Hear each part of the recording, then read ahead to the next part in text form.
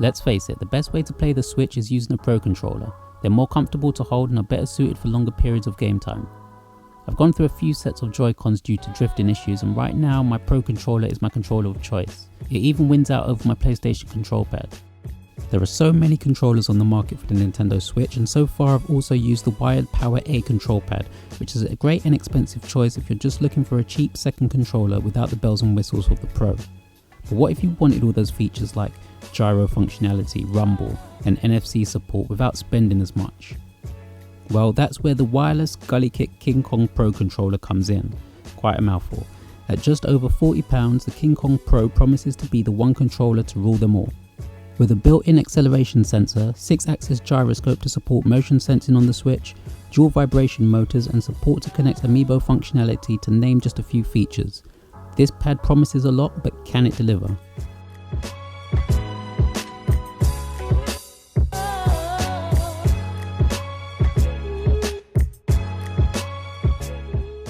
Now, I've been using the KingKong Pro to play a range of games on my Switch library, from shooters to racing games, third-person action titles, and the first thing I notice when I hold this pad is just how comfortable and easy it feels to use. In fact, if you're familiar with the Switch Pro or Xbox controller, then you'll have no trouble getting accustomed to this pad. The KingKong Pro is slightly lighter than the official Pro control pad and has very smooth matte feeling exterior. It's sturdy and doesn't feel cheap in any way. The ZR/ZL trigger buttons on the GULIKIT, which can be adjusted for sensitivity, have a more responsive feel, unlike the clicky motion of the Pro, and you really get a sense of pushback when you're using them. Again, nothing here really feels cheap, and the layout of the buttons and analog sticks are in the exact same position as the official Pro controller.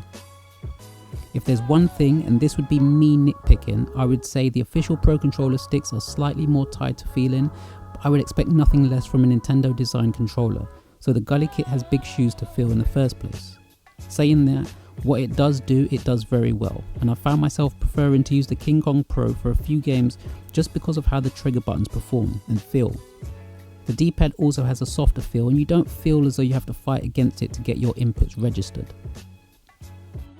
Setting up is very simple and is as easy as selecting the platform you're using with a press of a button and syncing the pad via Bluetooth like you would with any other pad.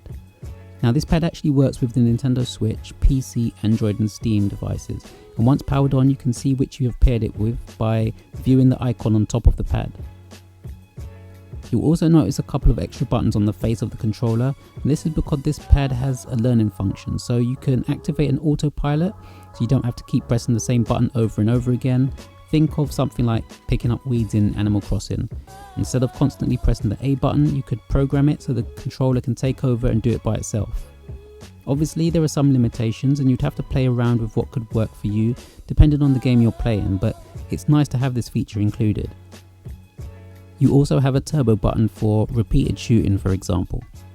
If I had one piece of advice to make when using this pad, is take some time to read the instruction manual so you at least have some knowledge of how to get the most out of the pad, and there are a lot of customizable options such as button, thumbstick and vibration sensitivity that can be calibrated. Something to note is that this control pad will turn itself off after not being used after 10 minutes, so if you did activate the autopilot function, you'd still have to push a button every now and then just to keep it on. In terms of battery life, this one seems to be on par with the Pro controller, and although I haven't fully run down the battery yet, you will get at least 10 hours of play out of the KingKong Pro before having to recharge it. The GULIKIT KingKong Pro controller comes packaged with a USB-C charging cable and a clamshell carry case, which is a nice addition should you need to carry it around with you. This will keep it safe and just adds to that quality feel that this controller comes with. If there's one thing I wished, it was that this pad could be used on my PlayStation as well, but you can't have it all, and I'm enjoying having another great controller to use for my Nintendo Switch. I would definitely recommend this one, and if you're looking for a second wireless control pad, a replacement for your old Pro, or you just need to get a new control pad, then the GULIKIT KingKong Pro controller is one that I would recommend. If you have any questions, feel free to leave them in the comments below and I'll get back to you. If you like the review, then hit that like button. If you haven't subscribed, then please subscribe, and I'll catch you next time. Thanks for watching.